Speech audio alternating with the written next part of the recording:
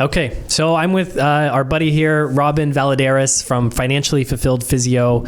Robin, you're a physiotherapist and also a financial freedom advocate, educator for your business as well, specifically helping other healthcare workers like physiotherapists, right? That's correct. Yeah, thank you, Anthony. I try to teach people how money works, your relationship with money, and how to use it well to to your message, live life on your terms, but from the healthcare angle, because it's not something we really get taught in any form of schooling. Yeah. So we can get into all that. I love what you're doing, and we can get into the reason why you feel like healthcare workers, private healthcare workers, need this financial education training. But the last time you were here was about a year and a half ago. And I remember talking on that podcast to you about how some of the front runners for US politics were talking about Bitcoin for the first time ever. So I remember you and me talking about Vivek Ramaswamy, who's running for Republican leader, Robert F. Kennedy Jr., who's running for Democrat at that time we were recording. And lo and behold, here we are on Trump's inauguration day, and we have the incoming president launching meme coins, which might be the world's biggest pump and dump of all time, which is such a shame considering, his support that he did have for Bitcoin and a Bitcoin strategic reserve, which is likely still probably coming. Everything's pointing towards that, but the Trump coin sucks. I was upset, maybe disappointed that he or this team would do something like that, especially after hearing him speak in Nashville and his somewhat drive conviction towards Bitcoin and propagating some of the messaging Bitcoin's all about, to then on a weekend at 10 p.m. on a Friday night release something that kind of falls in the face of what Bitcoin stands for. But then you got to understand he's a politician, and what he sees, they say might be different than what they do. But does it advocate for Bitcoin? No. And unfortunately, I think some people will be quite wealthy and some people will be quite hurt in the process of pursuing something like this. Yeah, well, it was like an 80 to 90% pre-mine or pre-allotted coinage to the Trump insiders, whoever that may be, his family members or people on his team. So it does just seem like a crappy thing to do. But maybe we're just looking at it maybe we're on the wrong side of history, and we're like, this is the way celebrities are going, movements are going, cultures are going, where they have these meme coins and tokens, and you can invest in these movements and spaces. It's just, I would not be putting up my money for a Trump get rich quick scheme personally. I think you've done the work and you understand that you're trying to get wealthy slow because you've done the philosophy. Yeah. And it might speak to the times today where we have so many people trying to pursue something, YOLOing or putting a little bit of proof of work to get so much outcome. And that's a mismatch. And unfortunately, they're going to get hurt because the probabilities of success are quite low. So financial times are hard for people right now, whether it's economics. So it's like, okay, let me invest $100, see if I can 10x it in 30 minutes. Yeah. But when do you sell when that happens, right? This is the psychology of investing. Yeah. So not in favor of it. Doesn't affect me. Even you just saying the times are hard right now, it's like I see politicians gaslighting the public and saying, the economy's never been stronger. The Canadian economy has never been stronger than at this point. We are primed for growth. And it's just like, it's so out of touch with people's day-to-day reality of things being harder than it seems like they've ever been, at least in my lifetime in this country. And I know in many other countries around the world, just that gaslighting is just so evident today, because the reality is we're all facing higher housing costs, higher food costs, higher costs of school and tuition, like just the most scarce, desirable things in life really that we all want and desire. All those costs are going up, and it's like, I don't know, it doesn't really feel like things are in a great place right now, despite what you're telling me. Agreed. And I think that's the disconnect between Main Street and Wall Street. Mm-hmm. Right? The Main Street is where independent mom and pop shops are orchestrating. They have to understand what tariffs affect them. They have employees who are looking for X, Y, and Z. Whereas you might live on Wall Street, everything's up and gloomy because you set the rules and you have the financial spigot in your favor because the incentives are different or misaligned. Where it doesn't matter, you can say X, Y, and Z policy, but it has no impact on your income because you're getting paid regardless. Whereas the mom and pop on Main Street, whatever you say dictates their ability to earn an income and therefore their dependents and their family. So yeah, big disconnect. Like all of us regular folk, all we care about is our purchasing power. Like, do our dollars that we go to work for and earn every day, or earn from our investments, right? If we're lucky enough to have some rental properties and some income streams, a business, even a side hustle, like, do those dollars buy us more or less than they did yesterday? And the answer is increasingly less. Less. And like that's all we care about. So GDP is a terrible indicator of how well the economy is doing, because that has nothing to do with people's actual purchasing power. Like if you just stuff more currency units into the system, yeah, you can grow the GDP number, but is that growing your citizens' purchasing power? And the answer is no. So it does feel like we're just being lied to. And then you get the frustration, you get the populism, you get the angst, and then it just perpetuates. Yeah. What a broken system. Jeez. And there's an answer. There is an answer, yes, that we're very excited about. But so in your particular career, you've been a physiotherapist for what, going on 15 years? Close, yeah, 13. 13 years, 13 right? years, So over a decade as a physiotherapist. You started your company, Financially Fulfilled Physio, but you also catered to all sorts of private healthcare workers, chiros, I don't know, naturopaths, massage, athletic, osteopaths. Okay, so why did you feel like you needed to do this and cater to that market specifically? Like, why does it matter? Why cater to them? Why not just try to cater to like the everyday Canadian? There's a kind of threefold answer to that. I think I resonate more with people you know, like, and trust. I've been in their shoes in that capacity for many years. I think healthcare practitioners, unfortunately, put themselves after their clients. So we put the needs of our clients ahead of ourselves, kind of like putting on the oxygen mask on yourself last versus doing it first, then helping somebody there. Mm-hmm. And then lastly, I think it's an area of the population that, since we're self-employed, maybe we're not strong advocates for ourselves, because society generally, or at least our economy generally, focus more on employees than do in the self-employed folks. So we're almost forgotten or left behind. And in our field, unfortunately, the tenure, our ability to earn an income, is quite finite relative to the counterparts. So if you look at a traditional, let's talk about physiotherapy, let's talk about osteopathy or massage therapy clinic. You injured your back, you go in, look around the people who are working with you or on you. I can almost guarantee the majority of them, the overwhelming majority of them, are under the age of 50. Then you go into a real estate brokerage, you go to an insurance brokerage, you go to a financial investment firm, look around you, how many people are over the age of 50? Just as many under the age, right? There's equal proportions. Mm-hmm. So we only can earn income, maybe let's say 30 years, 25 years, because in our hands, manual therapy will weigh on you, your spirit, your emotions. You'll start to feel this burnout. Our nurse counterparts felt it over the COVID pandemic. Mm-hmm. They were worked to the bone, in essence. So we can only earn an income for so many years. Now we know that, hey, healthcare technology, longevity, we're more likely, or the probabilities for us to live longer and better quality of life are higher than it was 10 years ago, and it'll be higher in 10 years' time. So you might work till 45 or 50 traditionally, but then you might die, not at 82, thankfully, maybe 92, maybe 102. So you got 50 years more than your working years to satisfy the obligations. How do you do that as a healthcare practitioner? You don't. You have to switch roles or become an investor or own assets or businesses. But who teaches you about that? Not school. Yeah. Because what are you typically doing? You're doing an undergrad in like a kinesiology type field predominantly, right? Correct. That's like the overreaching program for all those niche fields. And then you're generally going into a niche school for physiotherapy or osteopath or athletic therapist, right? Yeah. So you have your undergrad generally, then you have a master's. Here in Canada is a master's in physiotherapy. You might have, you might get your chiropractic degree, which is called the Doctor of Chiropractic. That's a 4-year degree. In the US, you have Doctor of Physiotherapy, so it's another 2 to 3 years there. Or massage therapy is another year of training. Same with osteopathy, it might be 4 to 5 years.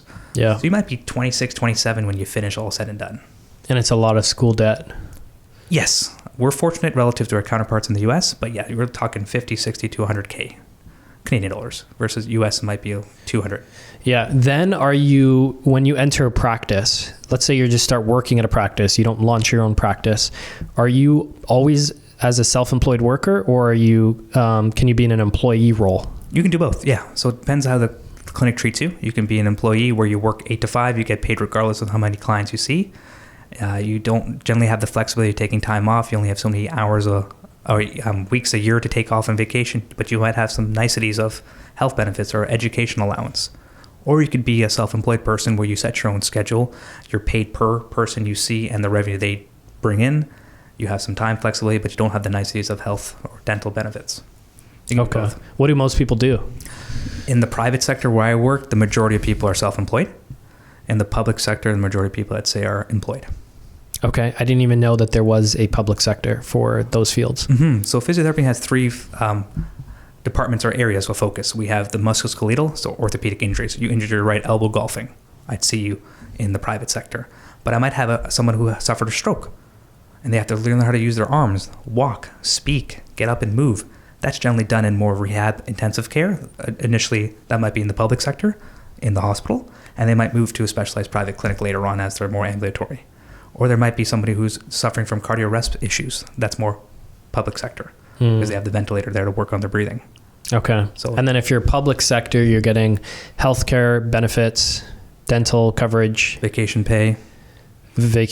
True. Yeah. And then the hours of work generally are like 8 to 4 because the hospital generally is all day around, but you're probably done work at 4. Whereas in the private sector, I'm working until 7 p.m., start at 8 a.m. kind of thing. You work where your clients are. And you're getting a registered retirement savings plan. You're getting a pension if you're in the public system. Correct. Generally, yes. Generally, public pension, public retirement plan.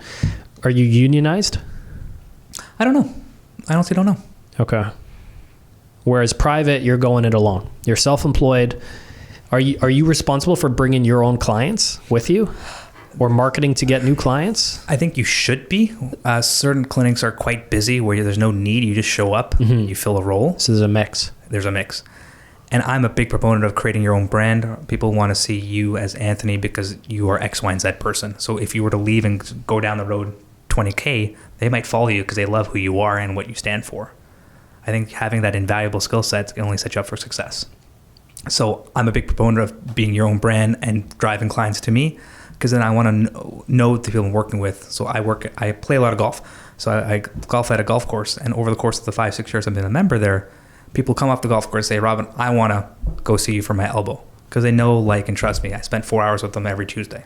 Yeah. And you build up a caseload that way. Yeah. And you're a golfer. You understand their specific problem. Exactly. Yeah. Yeah. Makes sense.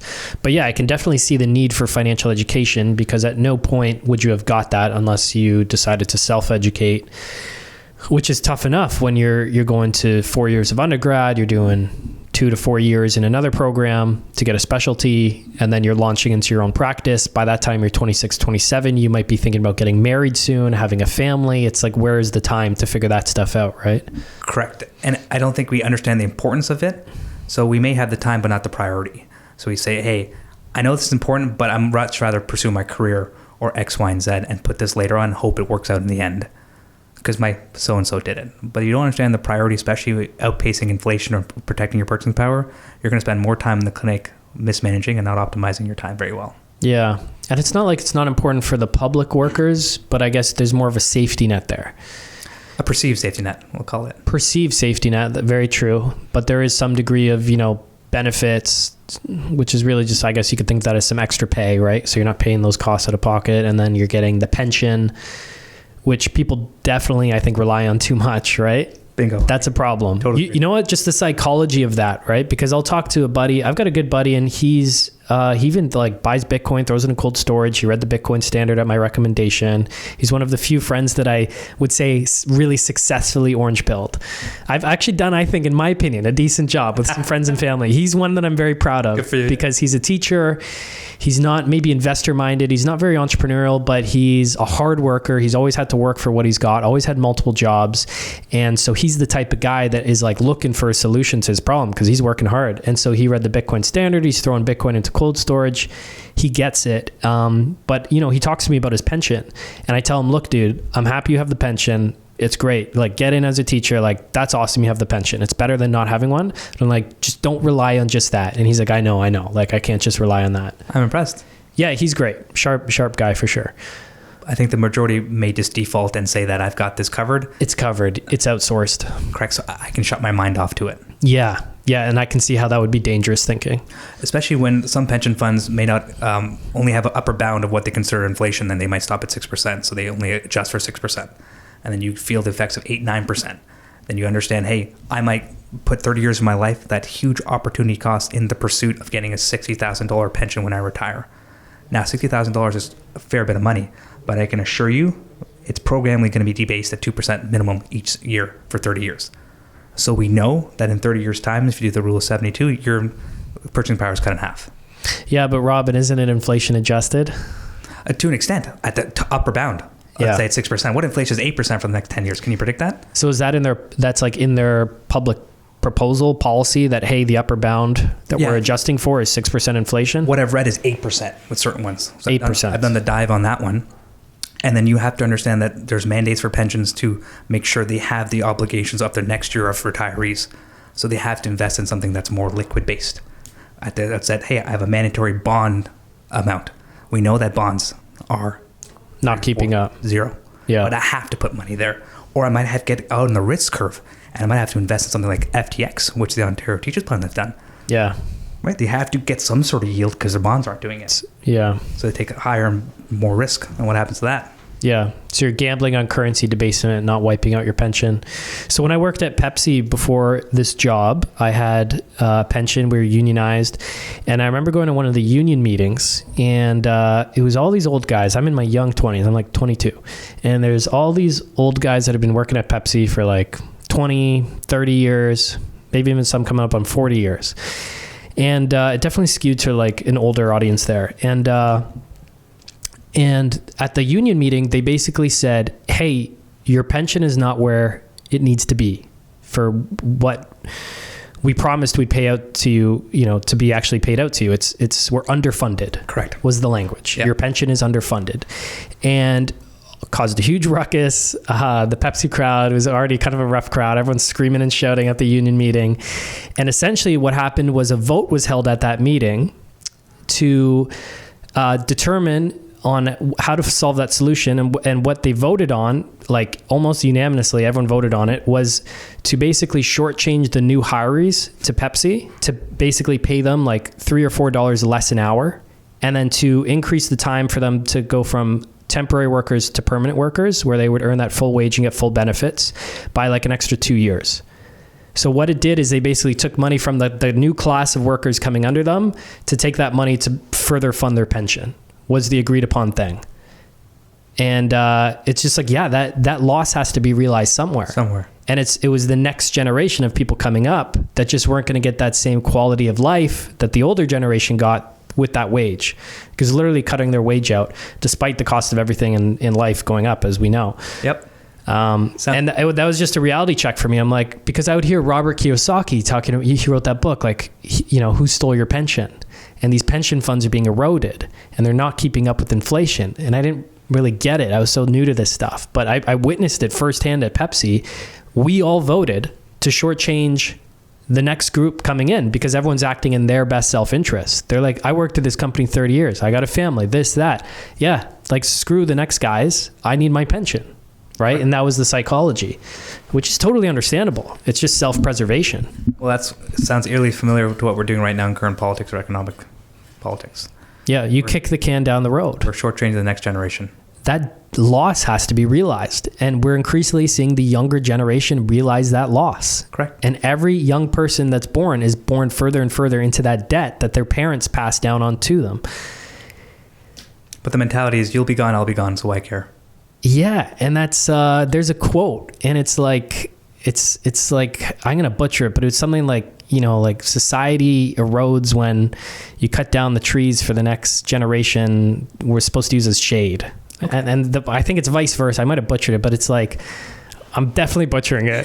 It's trying though. It's like society thrives when their forefathers plant trees that they'll never see grow into full trees, but it'll be the shade that their kids sit under. Okay, I like that. Yeah. And it's basically like setting up the next generation without any benefit to you except for setting up the next generation.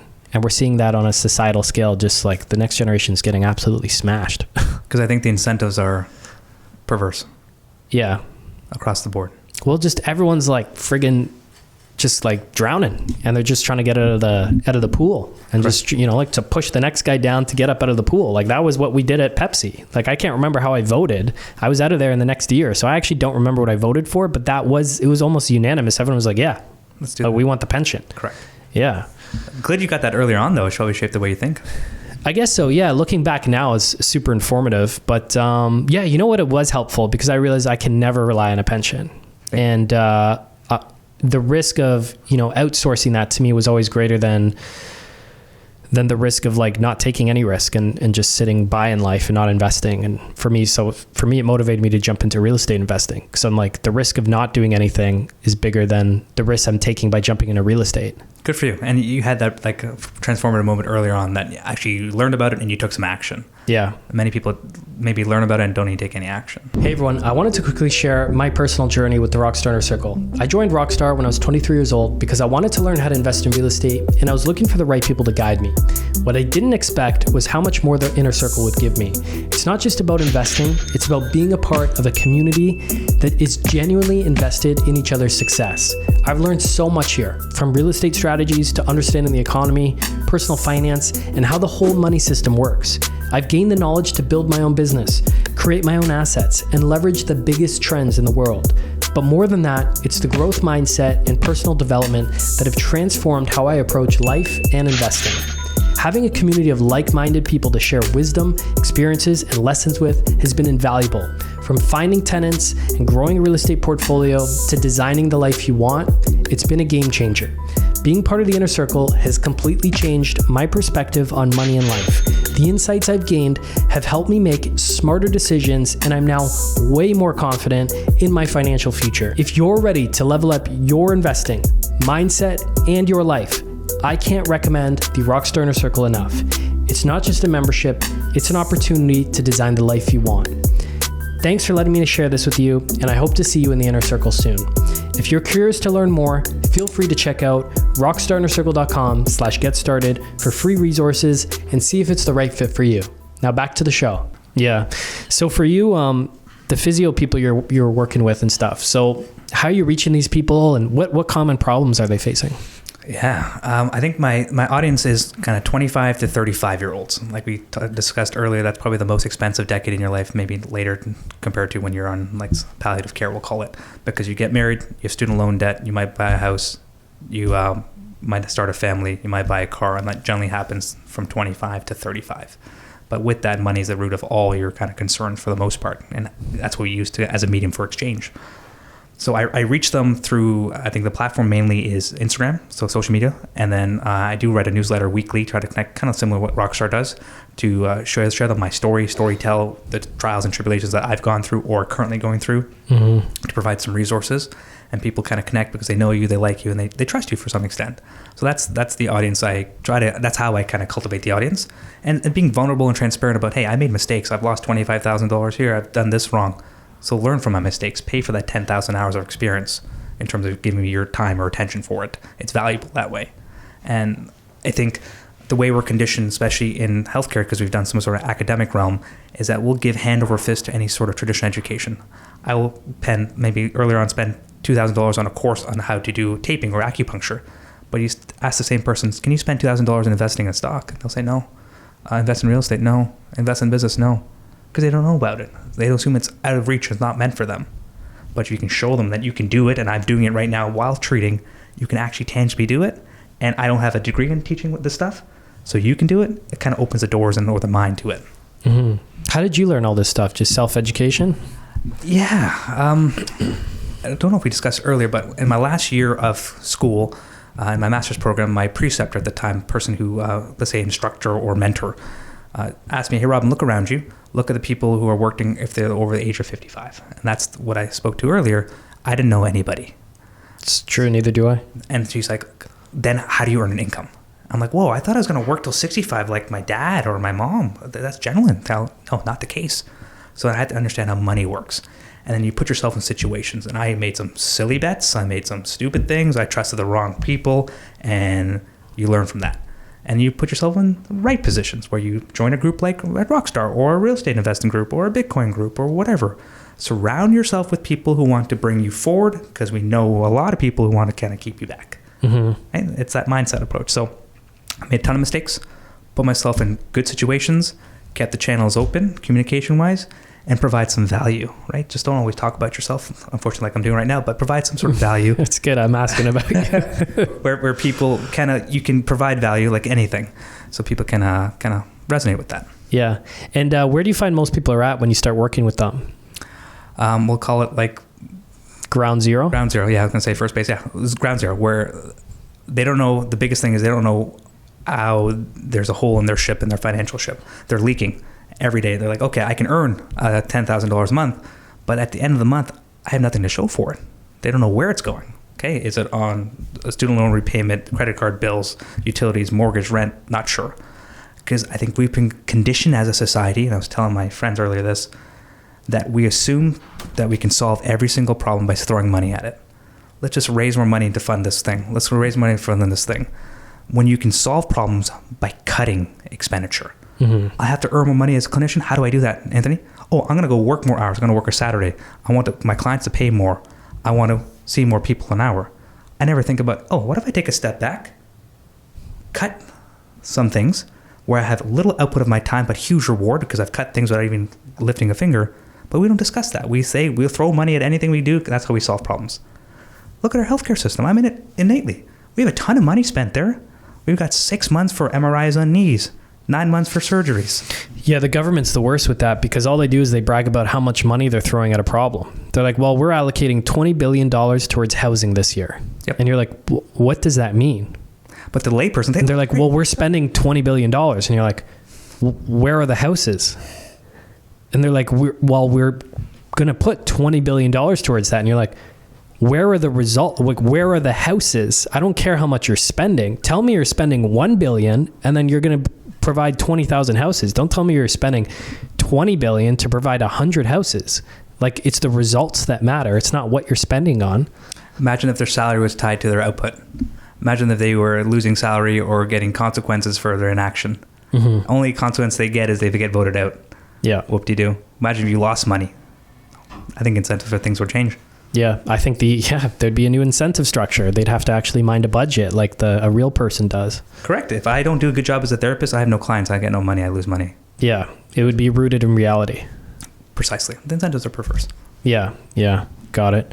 So you're finding, when people walk in, where are you starting them out with? It's like, write down all the expenses in your life. We need to see where all the holes in the ship are and if we can plug any of them. Correct. So let's say you're coming in for therapy and your right shoulder's busted up. And I'm like, okay, Anthony, you want to get back to golf or throwing a ball? How do we do that? We don't start on throwing a ball day one. I got to see how you move, how you're positioned. Where's the range of motion? What's the strength like?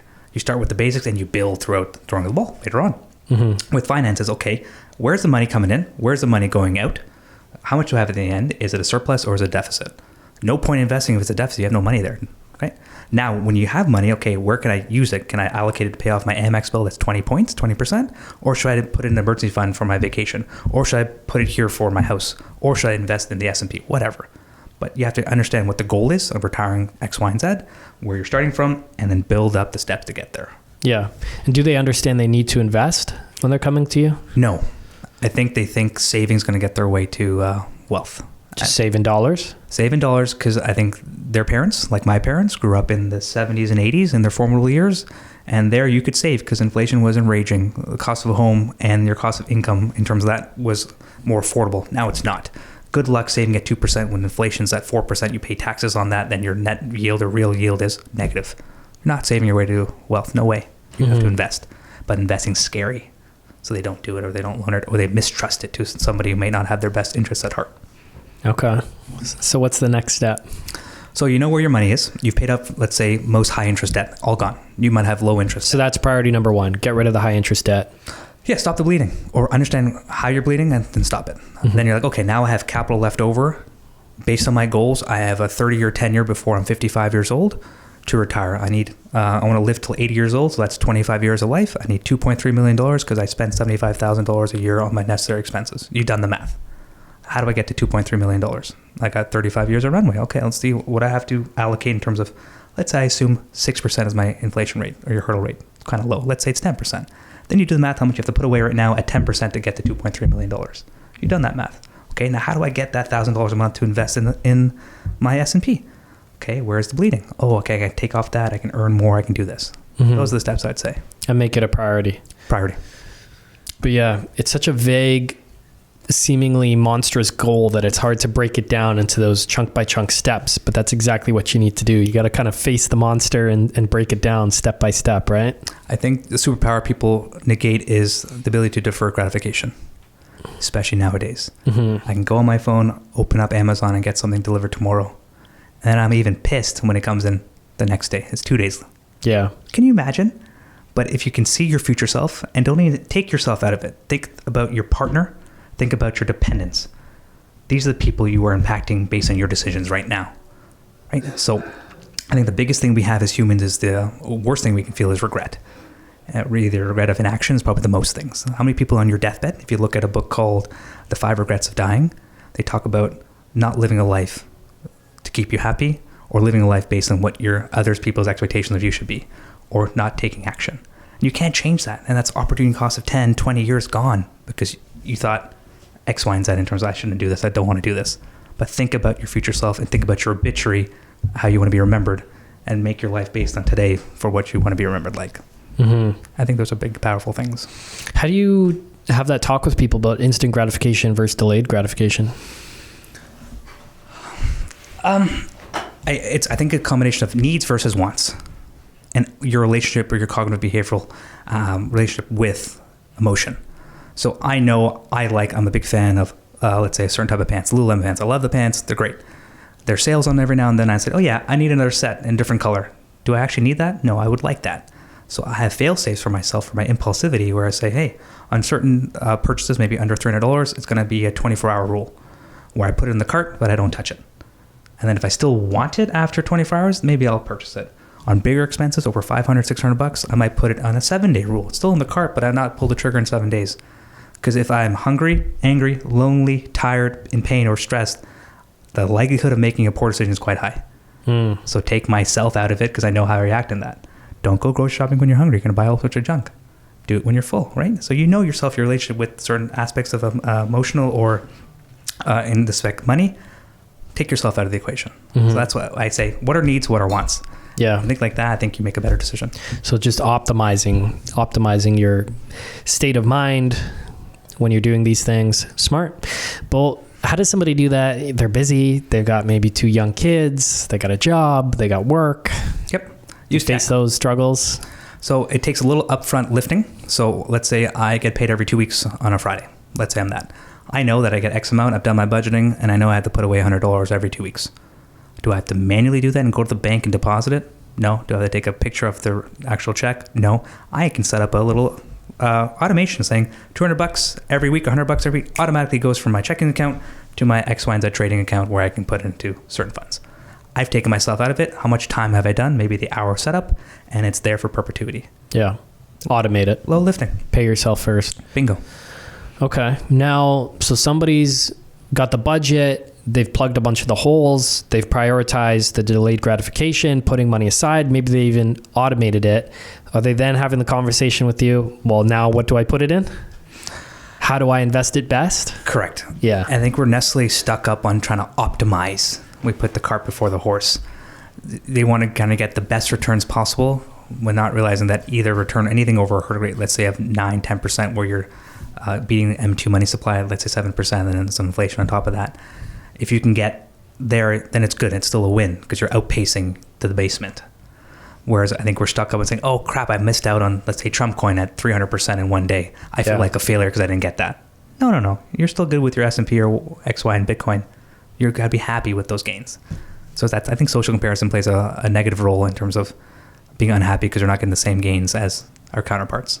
Yeah. And if you go on social media, like you can think you're being productive and doing the right thing by following maybe like a bunch of financial freedom type accounts, financial education, right? But then you see people like posting their gains or their investments, and like you still have that same social media comparison syndrome where you're looking at other people seemingly doing better than you in all these different areas of life, including now investing, and you're like, and you feel like a loser, right? You do. And that's a terrible aspect of social media. It's just, no matter what domain it is, you're going to compare yourself against the best of the best, or people just posting their highlight reel. You're going to feel like a loser. And I think if you go into social media, understanding that you can use it for inspiration, which might drive you if you're built that way, but also knowing to yourself that, hey, I can't be doom scrolling because it's going to make me feel worse or numb afterwards. But that's having that conversation with yourself and how you react to certain stimulus. And oftentimes we don't have that conversation. We don't know how we think. Can you tell me next time you're angry, do you take a pause and say, why am I angry? Why are my palms sweating? Why is my heart beating? Do you do that pause? Do most people do it? No. They instantly react to something quite impulsive and they regret it. Yeah. I think, mindset's huge in any facet of life. Are you having those conversations with your clients about mindset? I am. My first thing I start with is mindset. Okay. Scarcity or abundance, how you react, what's your relationship with money, what do your parents do with it, what's your initial reactions to it, whether it's tactical reactions, tangible ones, or emotional ones. And then if you can't control that, good luck, because that controls everything, right? If you look at successful traders or investors, they have three kind of edges. They have the information edge, how quickly they get information, the analytical edge, how much can they analyze, and they have the behavioral edge. The first two for most investors don't have. We don't have the technology or the bots or the algorithms to do it. But what we do have as superpower is the behavioral edge. If I understand greed and fear and how I react to each one of those, I can make more sound and probabilistic benefits or decisions. Mm-hmm. If we don't know how we behave, good luck investing. Yeah. The fear and greed one is real. Like I remember in Rich Dad, Poor Dad, Robert Kiyosaki laid out like the fear-greed cycle where it's like you get money and you get greedy and then you spend all the money and you get fearful because you're going to run out of money. So then you work to get the money and then you're greedy because you have the money, and then it's just this cycle. And I found myself in the cycle many times before, right? Where it's like you get the money, you spend the money. Shit, I'm out of money. I need some more money, right? Not a good place to be in. No, and it's having the conversation with yourself, because you'll make silly decisions in certain situations. Mm-hmm. Or you get caught up with the crowd, which is what we spoke about earlier with social comparison. We all feel one way, so we tend to do that because that's what everybody else is doing and feel more tribal being with those people. Yeah. So you're aiming to retire early yourself, but like what's your definition of retire? Because that's something I used to tell myself, like when I first started investing in real estate in my early 20s, I had this goal of like somehow retiring when I was 30. That was like the goal. I remember going to like some real estate talk, and the guy like asked the crowd a question, like, what are your goals? Like, why are you here? Something like that. And I put up my hand. I was like 21 or something, 22. I was like, I want to retire by 30. And everybody laughed. And my buddy was beside me. He's like, one day you'll show them, bro. Hey, you had a good guy in your corner. Here I am. I'm 29, still not anywhere close. One more year. I think it's important to define retirement, because I think we get caught up with the traditional term for retirement, which is 65 years old on a beach, drinking mimosas in a sunny, warm area, Mm-hmm. not having a care of the world, not earning any other income other than your pension or your other security. My definition of retirement, especially in this role as a healthcare professional, is having the choice of wanting to work versus needing to work. I love what I do as a professional. But is it more freeing that I have the choice of working when I want to, so the job doesn't feel like a chore, because some days it does, versus, hey, I enjoy what I do and my clients love it because I'm quite engaged in it? That is my decision. And I'm 37. In a couple of years, 40, the goal is to be in a position where I have that choice. And I don't think many of us in our lives have that choice. So we end up doing what we need to do, not because we want to, because we need to. Mm-hmm. That's quite a luxury to be in that position, really, if you look at the majority of the world. Correct. And what the majority of the world don't know and may not have privy to is what you give up for that. Whether it's time with my niece and nephew, whether it's time with my family, whether it's time with my partner. You don't have the conversation you have in your head. You don't have the trials and tribulations of being an entrepreneur or self-employed. You don't maybe not have the time of going through a divorce, right? These are things that you have to do. But I think in our society, we're very fearful of adversity. But the greatest things that come in my life so far has come from adversity, being kicked in the teeth every now and then. Yeah. Because it humbles you. The paradox of getting to that state is oftentimes you have to give up time with, let's say, friends and family to maybe build enough momentum to get there, at least in an earlier fashion. Correct. That's kind of the shitty paradox where you're like, is it even worth it? You know what I mean? If you're foregoing it today to have it tomorrow. These are the trade-offs we have to deal with. Yeah. Yeah. And people are going to have different answers. Like for me, I would try to strike some sort of balance, but then I might say that to somebody and they'd be like, well, balance doesn't exist. You got to kind of do one or the other. And there's trade-offs, I think. In anything. Yeah. There are no solutions. There are only trade-offs. Yeah, agreed. And yeah. I'm quite happy with the ones I made so far, and I'll probably regret the other ones. But with the information I have right now and the decision I have, I'm trying to make the best decision possible. Totally. Yeah. You just have to choose your regrets, because you're going to have regrets no matter what. Well said. Yeah. No matter what you do. Because if you're doing one thing, you're not doing another thing. Correct. And you might be okay with that now, but maybe you're going to look back one day and be like, I wish I did more of that other thing. All right. But all you can do on a day-to-day basis is get up and be like, like you said, based on the information I have, what's the best decision I can make today? And that's all you got. I think in action is quite challenging to do. And I have a quote on my wall in my main room of the house that says, fear kills more dreams than failure ever will. And I think we're scared of making mistakes, but I think what we're more fearful of in our society, or I'll speak to myself, is what other people think about me if I were to fail. Oh, 100%. Yeah, because if you're going to fail alone, you don't care. You're like, oh, that's part of the process. Correct. But then you fail in front of a bunch of other people, and you're like, oh, that's just embarrassing. Yeah, and it's just our... hurts your ego, hurts Yeah. many things. But to what cost? To what extent? Yeah, yeah. And people, whether they say it or not, will always like admire you for trying anyways. I think the good people do. Yeah, absolutely. I think the good people do. Yeah, the shitty people will just use it to tear you down more. But that's like a external projection of how they're feeling. Exactly. Speaks to themselves. Yeah. Correct. It does. Yeah, the mindset is so huge. Massive. And how to think. Doing the second layer of thinking, the third layer of thinking, not just instinctively acting to a certain situation, but doing the second order. So what? Thinking through how something would progress, how action A leads to action B. What do you mean by that? Like, let's say, for example, I did this today earlier on. Anthony, you're coming to me. I'm a lender. You're looking to invest in your own real estate brokerage, right? And I'm like, okay, I can give you a loan. I'll give you $300,000, but it's going to cost you 12%. What's your first initial reaction? 12% interest? Yeah. Can we talk about doing it for less? Yeah. So the first people are saying, hey, it's 12% might be too high. Mm-hmm. But have you asked the question, what is the return on that 12%? Yeah. What That's a good point. What Yeah. if I gave you 30% on that 12%, your spread's 18. Yeah. Oh, cool. I'll take that any day. But we instinctively, layer one thing, your first brain thinking is, hey, that's too much, without doing the secondary math of asking how much is it worth. Yeah. So that's a good example that I generally use with clients. True. I still want 10% though. You're going to get 15% return. There's your spread. I'm still going to try to work you down, man. You can get it. For you, absolutely. Yeah, it's a good point. For me, I had to really understand what first principles thinking was the past few years, understanding Bitcoin specifically. And I'd always hear guys like Jeff Booth talk about, you have to think from first principles. And I'll be honest, I didn't even know what that meant at first. I had to Google. I'm like, I think it just means thinking for yourself. And yeah, it's like thinking for yourself, critical thinking, like think through it yourself. Don't just listen to some headline or get lazy with it, right? Like think things through yourself. And that's been, I think, really beneficial to me the past 2 years, is just like really thinking through problems and almost like, yeah, like learning things from other people, but then like not instinctually trusting it or holding any weight to it until I've run it through in my own head. And how does this work out? And like, what are my actual experiences in life that I can base it off of? Agreed. Yeah. Making decisions for yourself and spending the time and effort doing it. We're all too often to take some political figure or economist and believe their expertise relates to the opinion you should have without doing the actual work or proving your work. And that's what Bitcoin has taught me as well. Yeah, but then it's tough because you begin to question everything in life and you're like, well, damn it, I can't outsource my health decisions, my food decisions. Like I got to really do my homework on like everything if I want to like optimize here. Yeah, whatever's priority to you, but you have tools that can help you. Yeah. You don't have to go to the library and get an encyclopedia and go to page 64 to learn about it. Totally. Man, I've been using ChatGPT every day. Absolutely. Every day. It's become like my new best friend. Yeah. It's just like my life assistant. And it's so good. It's so good. It's too good. I'm a big fan. Yeah. So I haven't played around with many others, but Chat, it's like I'm asking it to help me plan a trip. Like when I went to Costa Rica, I'm like, give me an itinerary. I'm landing this day. I'm leaving this day. This is the main kind of things we want to do. Give me an itinerary of best places to go, where to go, how many days, and just, input a whole trip for me. It's like I'm using it in the weirdest ways. But how much time and effort has that saved you?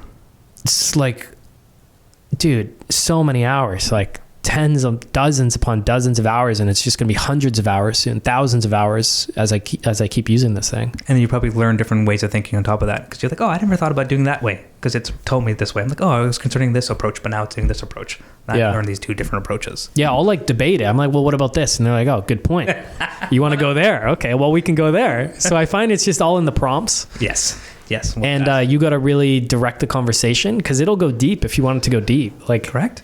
And what I've done for my business, I have two kind of avatars. I have the personal finance educator avatar, and then I have like the physiotherapy director or physiotherapist avatar. And I'll feed information based on my blogs, my newsletters, my content so he knows my tone of voice, my personality, how I make jokes for this. But if I'm writing a clinical email, I'm going to write it this way. So it's learned me and my certain quirks, shall I say. Yeah. I think the one big upgrade is they need to upgrade the memory of it. Yes. Because I hit the memory cap and I'm like, no, the memory is so useful because they're learning everything about my life and how I am and the problems I have and what I'm trying to solve and what I'm thinking about. And it integrates that into its different responses. Correct. And it's like, well, you've been thinking about Bitcoin a lot lately. So that's where you would plug Bitcoin into your financial plan, right? And it'll do stuff like that. But then I hit my cap on memory and I was like, I'll pay to upgrade this thing. Like, where's the payment button? And I realized they don't have that option yet. No. Probably just because of the amount of data and computing power, right? You have to go down and check the memory and delete certain things. Yeah, and that's what I did. I scanned through and deleted stuff. Yeah. But it's an incredible life assistant. The trade-off is it knows a lot about you and your personal life too. That scares me. Yep. That definitely scares me. That is a trade-off. So It is a trade-off for now, yeah. I've tried to use Gemini, which I think is quite good. Perplexity I've used a little bit, but isn't the same as ChatGPT. Yeah. So- It's crazy just what a life assistant it's become. Ooh, tombs. So with your clients, they've dialed their stuff in, they've plugged the holes, they've got excess surplus income, they're automating savings. And when it comes to the investing discussion, like if you have somebody who's super into it, super nuanced, they want to become a sophisticated investor, what kind of conversations are you having with them? Generally, I just direct them to some professionals they can pursue, because I'm very hesitant to provide any sort of insight, because I'm not a professional in terms of a certified diploma degree in this. So I say, look, if you want to pursue this is how I think about it. These are some opportunities available to you. You have to understand what the risk or volatility and how you quantitate certain things, and maybe pursue that or this. But I can't tell you what to invest in, when to invest, and how much to own. Yeah. So you're just providing guidance. And I use my experience, because I've tried a fair bit, and I still do, because I want to learn and I want to teach based on what I've learned, right? So I can say, but a lot of it just how you react to certain asset allocation types. So you might say, okay, I'm going to invest in Bitcoin, but the media tells me it's quite volatile. But what they don't understand, that your purchasing power is debased every single year. So I'm going to keep my store of value, because I'm not going to touch it in 4 years. So I'm going to wait 10 years, 12 years, 15, 30, whatever it is. So is it more volatile to hold it in dollars? I'd say so, than hold it in Bitcoin. But it's doing that second order thinking there. Mm-hmm. Or do I want to own, let's say, a high flying tech stock? But okay, you can still own it, but it should be 1% of your portfolio, not 99. So asset allocation, I think, weighs a lot more than actual individual assets. Yeah, that's a fair point. And are they asking you about real estate? They are. Mainly for primary home residence purchase, Okay. not for investments. Because a lot of these people, unfortunately, have almost been priced out of the real estate market. In that demographic. We're talking 25, 35-year-olds, self-employed people, where the bank looks at you differently than someone who's employed. Yeah. So, yeah. But I think a lot more now than before are open to house hacking it. I was about to say, that is the big opportunity for them. Correct. So that's a mindset shift again, saying, oh, I'm okay with having a neighbor behind me, or behind me, in front of me, beside me, wherever, because they are paying for some of my expenses. Then I can use that and maybe purchase a forever home, whatever it is. I think that's the first step into kind of home ownership. Yeah, that's a common first step I've seen with some of the fellow VIP members that you know in the group. Some of the young guys specifically, is their first home was a house hack. And one of them just bought, I would say, like a dream home, like a home that they're going to raise their family in. And I know another one is thinking of that, and another one is thinking of that. These are young guys, all young 30s, that have done that. They all started with the house hack. Awesome. Yeah. A mindset shift, but you got to be okay with it. Trade up privacy for income. Yeah. For me, I grew up in Brampton, and I was already priced out of the Brampton market by the time I hit my adult age and was ready to buy my first home. And so the approach I took was the house hack wasn't even viable for me, because I was living in Brampton, working in Mississauga, and then Oakville when I started with Rockstar.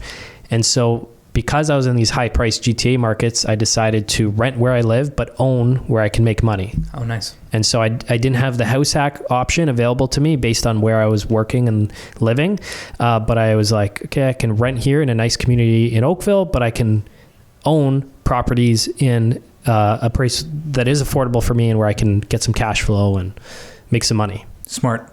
And I think that's sometimes foreign to people, because they only want to invest in, let's say, 30 minutes of where they live. And ideally you could. I'm not going to lie, it's a huge benefit.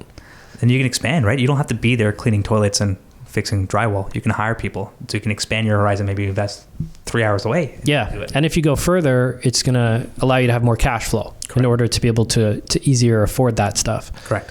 Right? To have the property pay for those people to manage the property versus you paying for that. Correct. But yeah, there's definitely a huge benefit to having a property close to you.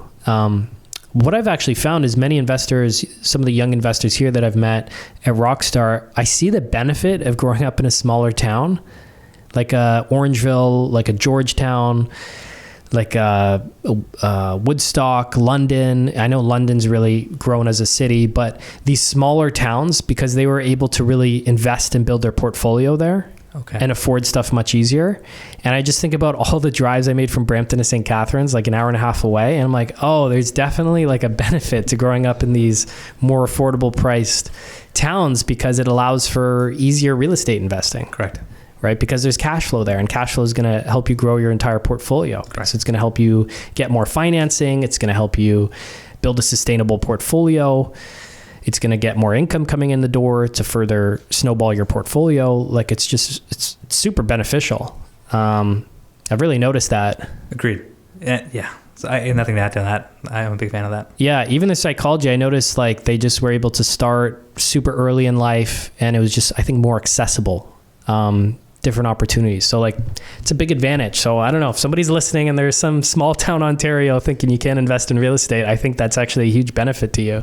Yeah. And then I got to ask yourself if you want to. That's like the second order where you have these other bodies that might control your ability to be a effective landlord or good landlord.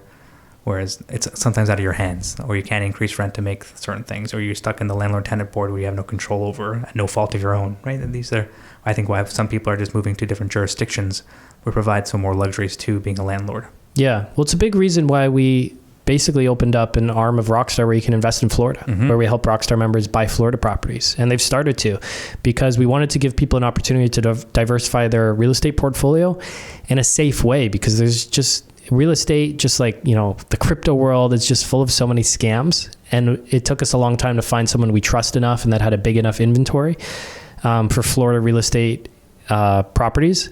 And so that's something we've started doing, I think about a year and a half, maybe 2 years ago now, is because we wanted to help people diversify their portfolio and earn US dollars as well. That's huge. And not just, you know, have all your eggs placed in Canada, place them in multiple baskets. And so we've had a lot of investors that have built up 5, 10, 15 property portfolios here in Canada, right? But they want to diversify. They want to hedge their risks, or they want to build up credit and income and equity in the USA because they actually, their end goal is to buy a vacation property and retire in Florida, live the snowbird lifestyle. But for now, they don't want to do it. They just want to invest. So they'll buy like a rental property to start building up that credit and equity down in Florida.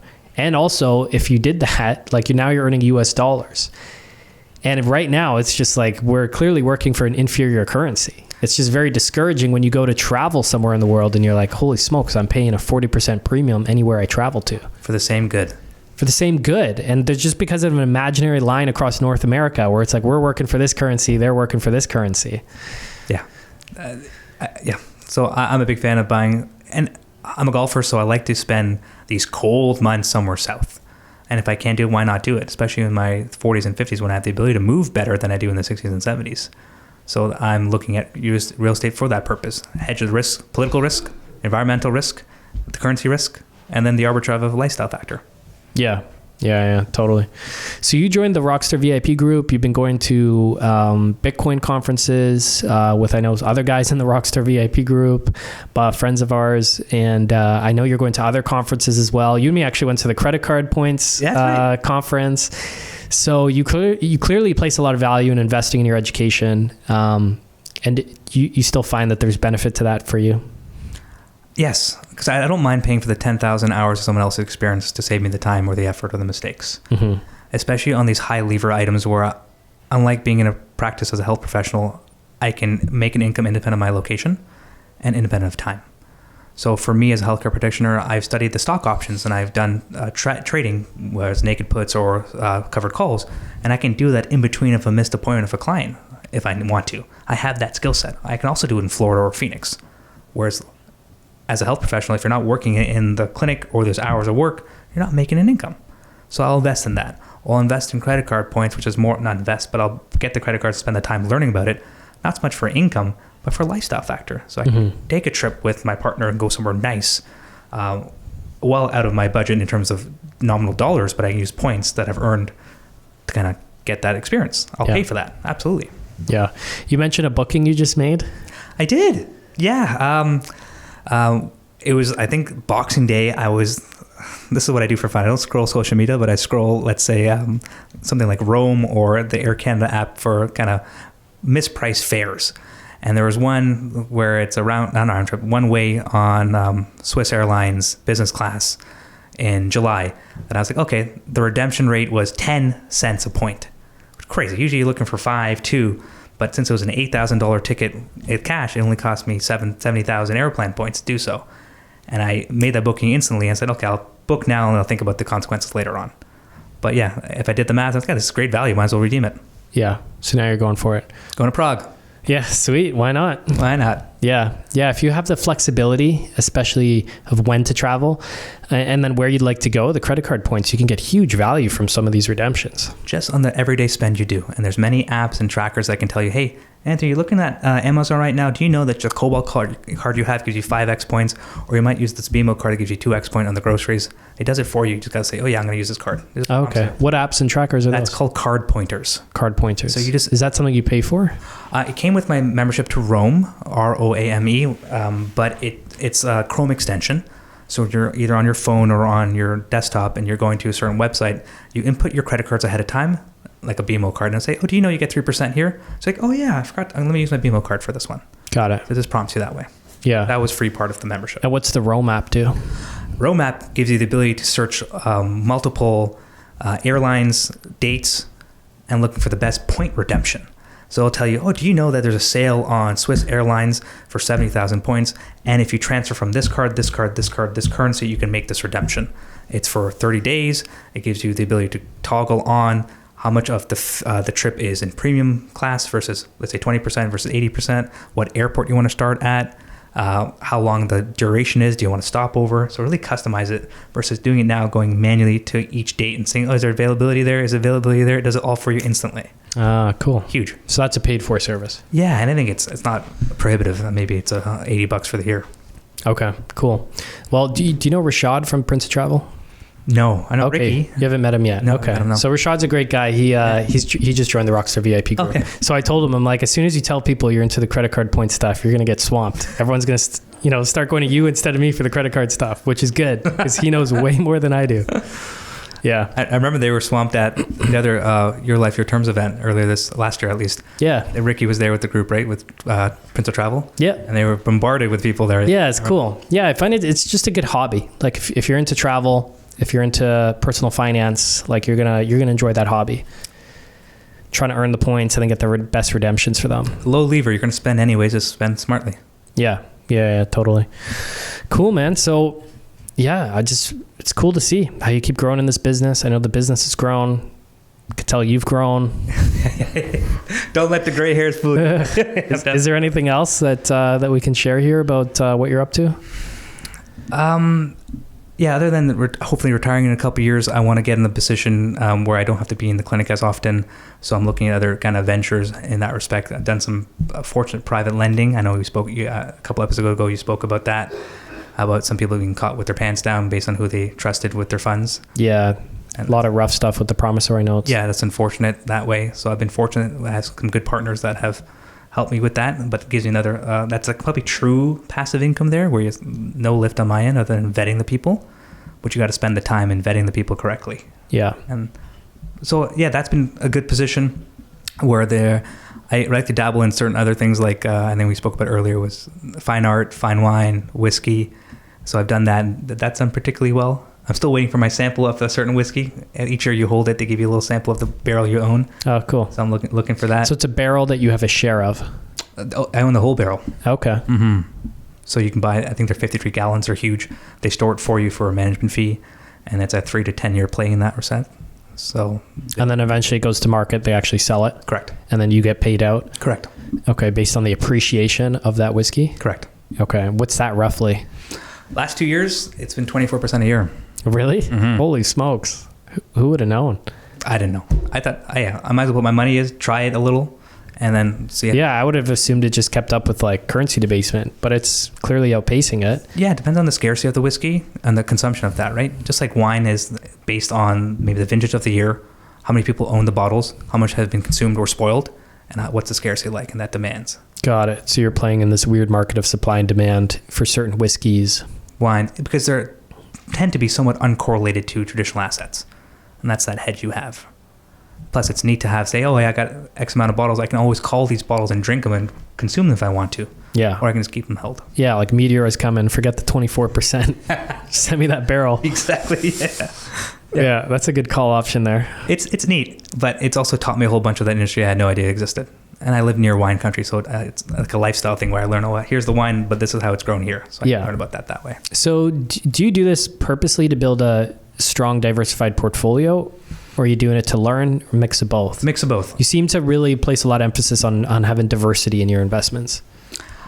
Yeah, and so let's talk about the basket might be large, but the concentration isn't.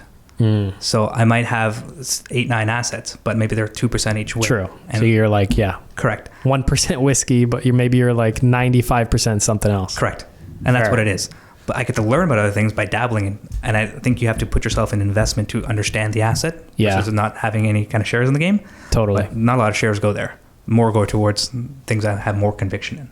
Yeah. I found my interest goes where my money flows. Like if I have the money in it, then I'm paying attention. Yeah. So I got some skin in the game. Incentive. You have an incentive to pay attention. Yeah. Otherwise it's just, I'm not paying attention. Yeah. I'm paying attention to the stuff I got money in. Correct. Yeah. Same thing. Okay. Anything else you'd like to share?